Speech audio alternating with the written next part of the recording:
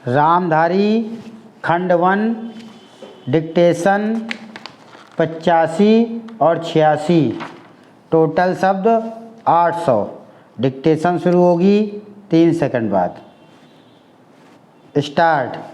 सभापति महोदय, जो रिपोर्ट माद्य निषेध के संबंध में सदन के सामने प्रस्तुत हुई है, मैं उसके संबंध में अपने विचार रखने जा रहा हूँ।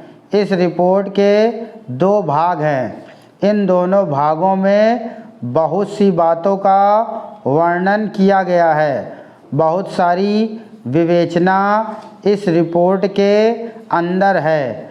मैं इसके विस्तार में जाना नहीं चाहता हूँ, लेकिन कुछ ठोस और विशेष बातें आपके सामने रखना चाहता हूँ। पहली बात तो यह है कि क्या नशाबंदी हमारे लिए आवश्यक है? क्या यह आवश्यक है कि हम मद्यपान ना करें?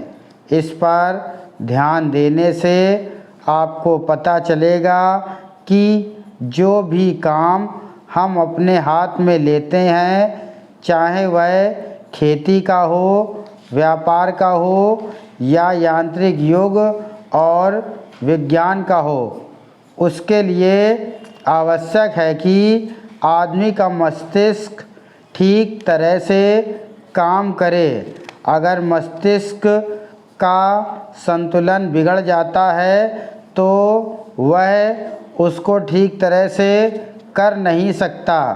और यह शराब एक ऐसी चीज़ है जो कि व्यक्ति के मस्तिष्क का संतुलन खो देती है। इसीलिए हमारे देश में हमारे नेताओं ने यह आवश्यक समझा था कि अगर इस देश में सामाजिक और आर्थिक जीवन का संतुलन ठीक रखना है, लोगों को किसी चीज़ का ज्ञान देना है, किसी चीज़ को उन्हें सिखलाना है, तो उसके लिए आवश्यक है कि इंसान का दिमाग ठीक रहे। और इसीलिए नशाबंदी का होना बहुत ही आवश्यक है। इस बात का प्रचार स्वतंत्रता के पहले और बाद में भी किया गया। यदि हम धार्मिक ग्रंथों को देखें, हिंदू धर्म के वेद तथा शास्त्रों को देखें, ईसाइयों की बाइबिल को देखें या मुसलमानों की पवित्र कुरान को देखें, तो किसी ग्रंथ में भी इस प्रकार की विचारधारा नहीं है कि आदमी शराब पिए। हर स्थान पर इसका खंडन किया गया है।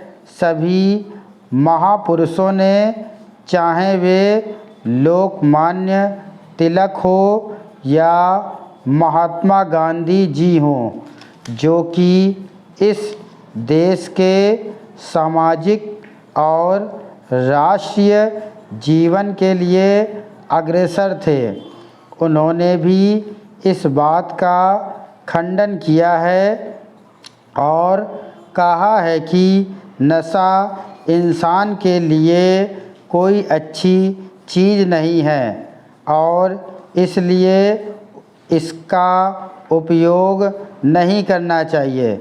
मैं आपके द्वारा इस सदन का ध्यान दिलाऊंगा कि शराबबंदी को जहाँ भी ढील दी गई है, वहाँ पर देखने से पता चलता है कि हालत कितनी खराब हुई है।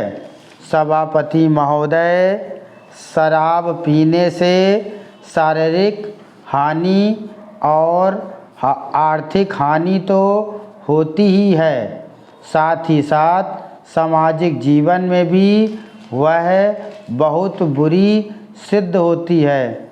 जहाँ पर नशाबंदी खुल गई है, मुझे पता है कि महाराष्ट्र और आंध्र के कुछ ऐसे हिस्से हैं जहां शराबबंदी लागू नहीं है।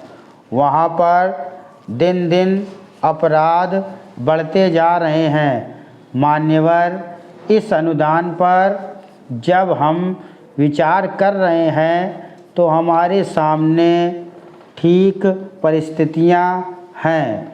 नक्सलवादी किसान विद्रोह, देश के अनेक भागों में अकाल की काली छाया और आंदोलनों की बढ़ती हुई लहर, मैं निश्चित रूप से कह सकता हूं कि सरकार की अब तक की खाद्य नीति और कृषि नीति असफल सिद्ध हुई है। इसका मूल कारण क्या रहा?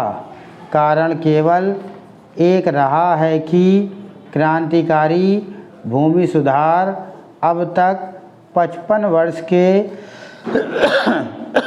अंदर भी नहीं किए जा सके, जबकि स्वतंत्रता प्राप्ति के 5 वर्ष में वे कर दिए जाने चाहिए थे।